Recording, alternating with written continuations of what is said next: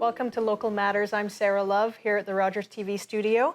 We have Gail Brescia here, who is the president of St. Joseph's Foundation. How are you doing, Gail? I'm good, Sarah. Nice to meet you, and thank you very much for inviting me today. Of course, we're very happy to have you out here to chat with us about your foundation. Well, thank you. Excellent. Now, Local Matters is a program that talks about all kinds of great and interesting things happening in your community. So we want to make sure that that you get all the information that you need about St. Joseph's Foundation. And there's it's been in the community. I myself, I've often heard of it, but I don't know a lot about it. So thank you for coming here to talk to us about it. Another one of the hidden gems of Thunder Bay. Right. Yeah, we always hear about the local hospital, which is they do their 50-50, and they're all doing kind of great fundraising and things like that. But I'm sure that you guys also have fundraising that you need to do as well. We do. So the St. Joseph's Foundation represents and is the fundraising arm for St. Joseph's Care Group.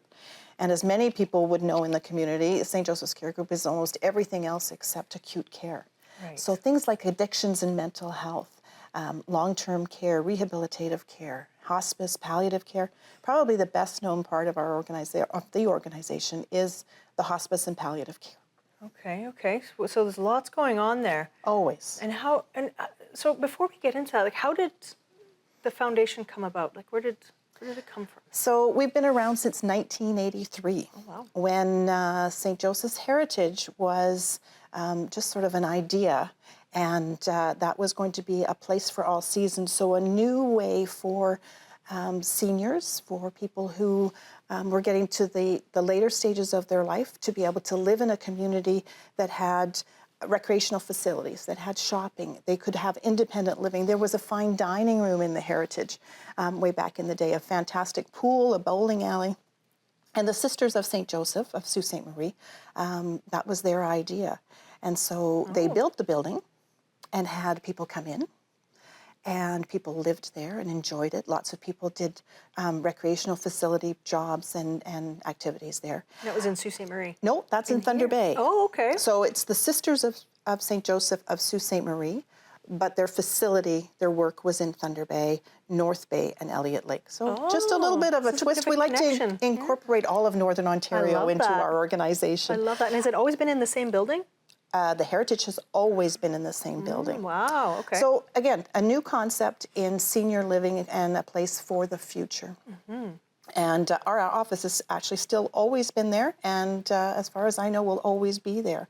And so it's a great community hub. But things happen, and the building and the program wasn't sustainable. And as much as we think about senior care and senior living, they just had to figure some other things out. So they went almost into receivership, and the bank called the mortgage in. And so there was a huge campaign from our community called Save Our Shrine to pay off the mortgage, to get things sorted out at the building. And I'm happy to say that in 2025, the building is still there. We have the PR Cook Apartments, which are assisted living, and Bethany Nursing Home, which is a nursing bed facility.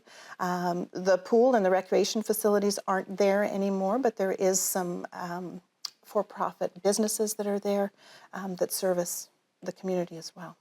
Excellent. And what is the mission for that? For the foundation, we're supporting the work of the Sisters of St. Joseph, but focused on fundraising for St. Joseph's Care Group and all of the programs and activities that they perform. But going back to how the organization got started, so the foundation came in because they had a fundraising campaign to pay off that mortgage. So that's back in 1983-85, and that was their first project, and the foundation was created. And then a few years later, St. Joseph's Hospital was in the midst of going away from an acute care hospital into the facility that is now for long-term care, hospice, palliative care. And then later from that, Hogarth Riverview Manor was built, and the foundation was still there doing the foundation work of fundraising for all of those programs. So all of this time later, all of that fundraising, we have always been generously supported by the community and by the region, and are happy to still be here in, as I said, 2025. Wow. Yeah. That's amazing. I never really understood the connection before, so thank you for explaining that to me and our viewers. So what is the mission Do you have a mission statement for the foundation? We have a mission statement, and as I said, it's focused on fundraising for St. Joseph's Care Group and the activities, the client supports that are needed there. And that's not just capital equipment, right? There's a huge need for that. But in addition, because we have long-term care, we have palliative and hospice care, we have addictions and mental health, there's a lot of other needs that are there that are related to client support. So the nice things in life to make their journey, whether it's to any kind of wellness, a little bit better. Yeah, so that's amazing. How do people like myself, people like our viewers watching, how do we support the foundation? Well, just like all charitable organizations, there's the opportunity to give directly to our foundation. And you can direct those gifts specifically to an area that might have touched your heart, right? Or your family or loved one or neighbor may have needed our care. So it could be that they're a stroke person that comes into St. Joseph's Hospital and needs help with rehabilitation. Yeah. Or you could have a young person in your life who is affected by addictions or mental health challenges, and they could be in one of our programs at Sister Margaret Smith. Right. Or they could be a resident at PR Cook or at Sister Lila Greco with the assisted living. So seniors that are looking for, they still want to live and can live fairly independently, but they need a little bit of support, and that's what we're there for as well. Okay. So other than monetary donations, is there another way that the community can support? Is there volunteer opportunities? There is always volunteer hours that are available and opportunities. So the foundation itself runs a few programs. We have a couple of events, but in addition, we have a program called Be Their Secret Santa. And that operates at Christmas time, at the holiday season. And last year we provided 550 gifts to clients of St. Joseph's Care Group who didn't have family members, who didn't have the resources financially to be able to provide a gift. Okay. So not only does it provide a present, but we also have volunteers that come in and deliver the gifts and spend some time with the clients and spread some joy at the holiday season, which can be isolating or lonely. Yeah, for sure. I do want to get into a couple more things, but for the sake of timing, I don't want to have to cut you off. So we're going to take a quick break and we'll come back and we'll chat more with Gail. Super.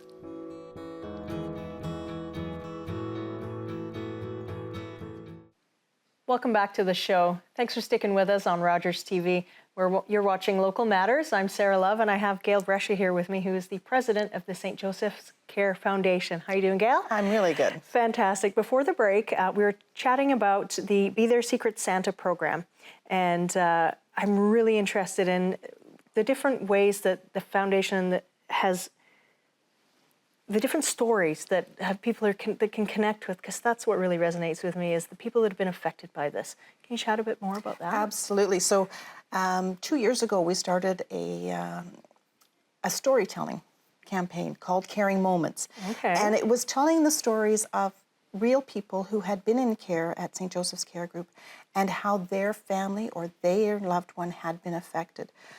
So the first series of stories was by 3 family members whose parent, loved one, had been in care at St. Joseph's Care Group. One at Hogarth Riverview Manor, one in Bethany Nursing Home, and the third one was in our transitional care in Hogarth Riverview Manor. And we had a great cup of coffee talking about their stories and how important it was. And really, one of the comments from a family member was, they felt like another part of our family. Aww. That caregiver, because there was such compassion and understanding, and they become part of your family. If you've got a family member or loved one that is in a long-term care facility and you can't be there 24/7. Right. So hard. that PSW, that nurse, that occupational health person is so vital to keeping you connected about their health. They become, as I said, part of their family, part of their network of colleagues and friends that can help them if something doesn't seem quite right in their care. Yeah. Maybe something advances. It could be that they've got a bad cold, right? But they would be able to navigate that and help you with some of the symptoms that might be happening or the condition that might be happening. It gives you such peace of mind, right? Knowing that you're at home and you're not there to help, that someone is there to give them that care that they need? Yeah, we have a saying. As I said, I work at the Heritage Building, and there is a poster up in the in the lounge for the clients that says, "We don't work in our client's home. We work where they live." Right? Really resonating that it is their home, and we're privileged to be part of that life. What a lovely story. It is. Yeah. I recently, we've got a program at Sister Margaret Smith for youth, who really are trying to build their network, maybe build a little bit of a social connection, learn some new skills maybe. This group is called Recovery, and it is for youth 12 to 18 years old. And they go out together and have outdoor activities or indoor activities, basketball, whatever. I just saw some recent pictures of 6 of the kids. I'm calling them kids, but they went out tobogganing. It might be experiences that they haven't been able to use, but this is also helping them navigate through some of the difficulties with addictions and mental health that they might be seeing in their social sphere. And just having a chance to have fun and be a kid and a youth. And nice. I didn't know about that one. There's also the Lodge on Dawson, which is actually just across the street from you, which is a transitional home by St. Joseph's Care Group. So they provide the services. And this is for people who, as they're going through withdrawal management, they've completed the withdrawal management, they go into a program called Crossroads, which is, again, a little bit more support, but making them a little bit more independent. And then they can transition into the Lodge on Dawson, which is a 32-bed facility. Oh, wow. And that is, again, helping them build their independent living skills. So they might be learning a little bit more education because they might not have finished high school, so that they can get out and get a job and start contributing to our community and take away that cycle of possible homelessness, addictions, mental health that is around. Yeah, unfortunately it is quite a lot in our community. So that program, and you'd never know it's there. No. Like, I didn't know there's that many beds. Like, I drive by it every day coming to and from work, and it's so important in Northwestern Ontario that we have these opportunities to, build up the strength and the skills. Well, as I said earlier, you really don't.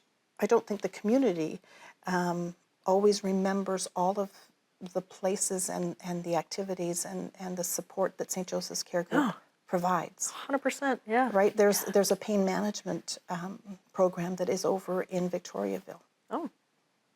And is that going to still be there when? It'll still be there. Okay, so good. They have a program there called Teamworks. And it's a social enterprise area where they have shredding works, woodworks. They have a cafe. And again, it's about learning skills for people to be able to give back to the community. So a little bit of sharing of the profits that happen in the social enterprise. But they have contracts with different businesses in Thunder Bay to go and do confidential shredding.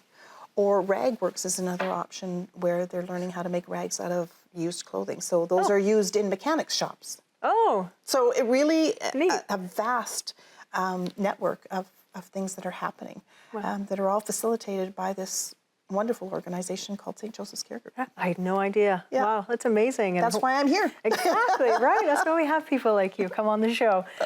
So I guess, these are some really great programs. How do people in the community that are watching this that, like, man, I feel like that's something that I think I need.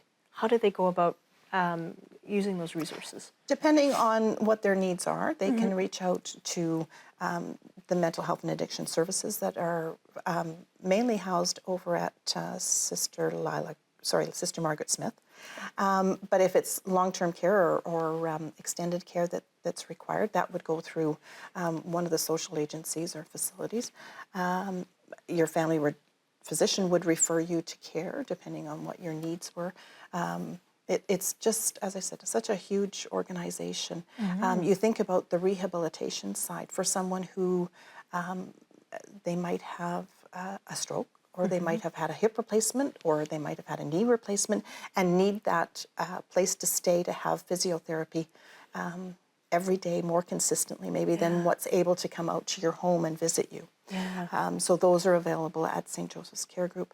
There's a geriatric program for seniors who sometimes, strange as it might sound, my mom was referred to the program, and it's a geriatric assessment. So they'll come in for a few weeks to just have all of their health reviewed and their medications. And good. maybe they need a little bit of physiotherapy. Maybe they need a little bit of occupational therapy, because really we all want our loved one, our parent, to be able to live as long as possible independently in their own home. Yes. I mean, really the best place for them.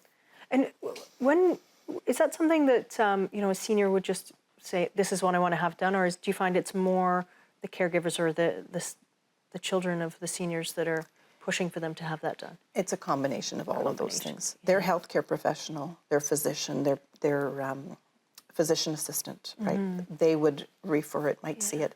It might be that they have some health support coming in, and they just think, you might benefit from a little bit more than what you're getting now. So maybe that's it should be seen as a negative thing, I guess. Absolutely Like not. It should be a positive thing. Like let's do what we can. Let's right? get you sorted out so you can stay at home for as long as possible and enjoy your facilities, right? For sure. We're going to take another quick break, so thank you for that, and we'll come back with more with Gail after the break.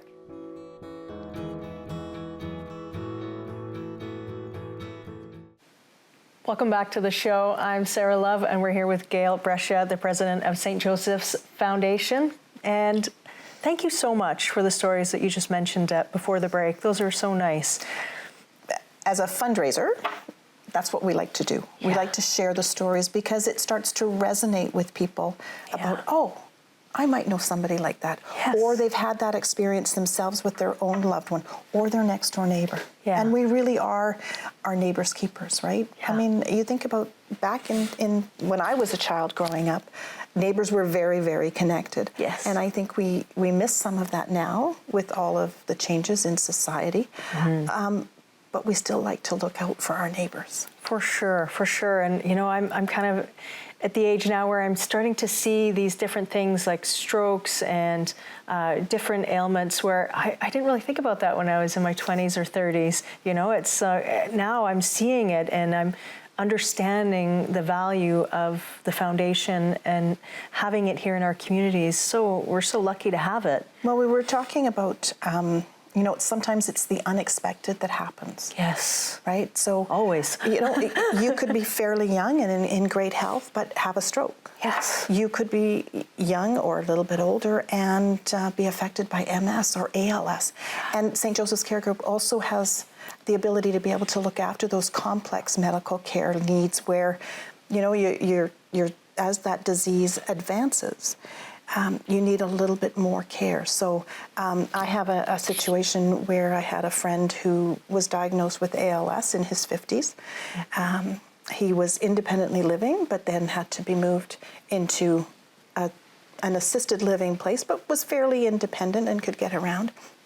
And then as the disease progressed, he'd ended up living the rest of his life in St. Joseph's Care Group in the complex care unit. And I just know that's kind of what drove me to work for St. Joseph's Foundation. Oh, wow. Okay. Was because it was personal experience about the care, and I knew that this was an organization where people love what they do. Yeah. They care so much and so passionately about the people that they're looking after. Wonderful. And, it really resonates with you. So this was a great place for me to end my career. And I've loved doing this job since I joined the organization in 2019. And I see those stories every day. Mm-hmm. And there must be a pretty big employer in the community then, with all the different things that are going on. There are around 2,500 employees at St. Joseph's Care Group throughout the organization. So it's huge. Yeah, great impact economically on our community. Yeah, it's wonderful. So with all those programs that you mentioned, it must be, and we did talk initially in the first segment about fundraising and things like that. But I think, how are you funded? I guess is it mostly by fundraising? The foundation itself is funded by fundraising.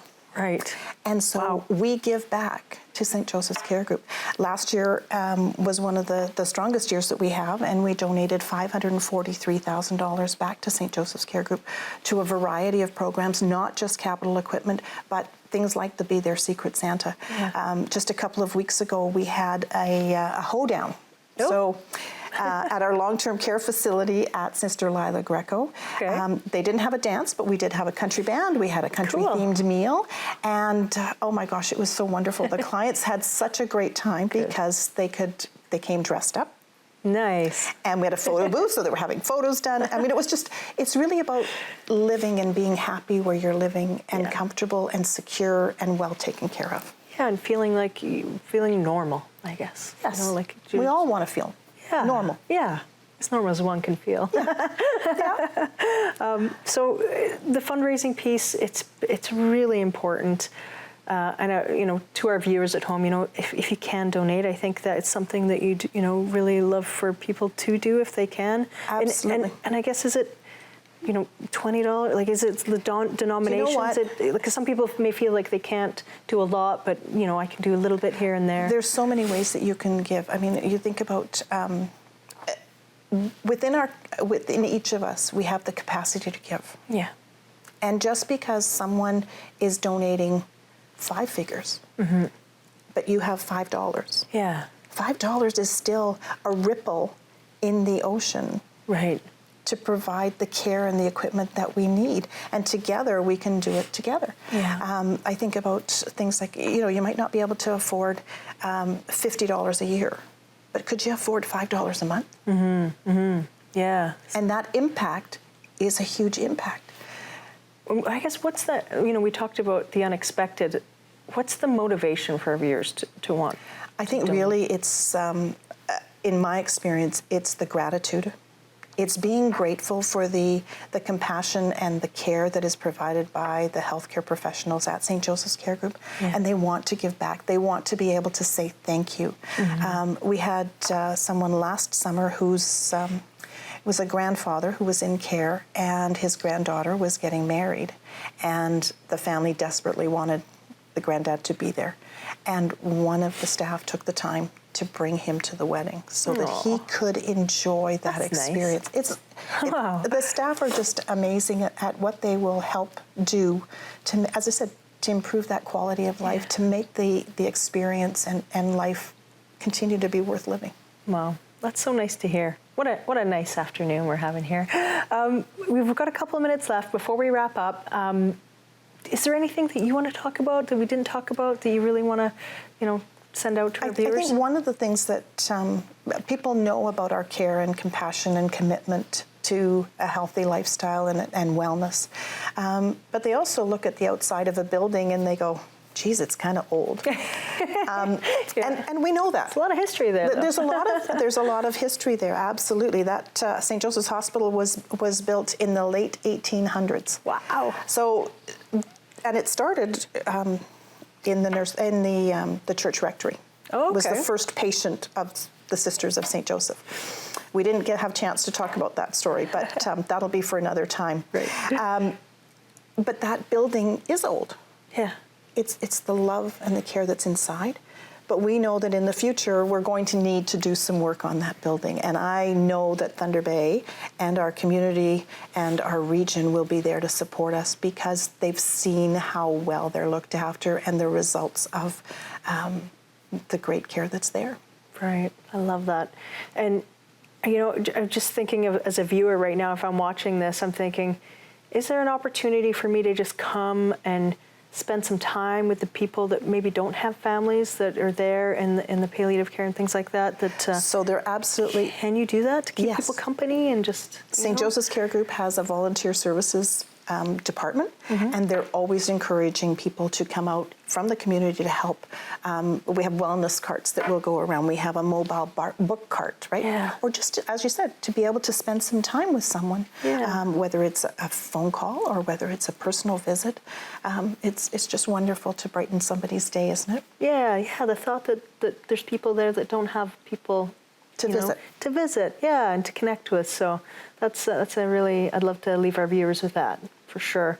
Thank you so much for your time and sharing those wonderful stories. You're and welcome, Sarah. I really hope that our viewers have learned a lot today, and they can take away some of these thoughts and really have more of a fuller, broader understanding of what the foundation does. Well, I appreciate the invitation, and I appreciate all of what your viewers and what our donors and our friends and the families that are connected to us provide for us, because it certainly brings me joy and our team joy every day. Wonderful. Thank you so much, Gail. Thank you, Sarah. And thanks for watching Local Matters here on Rogers TV. We'll see you next time.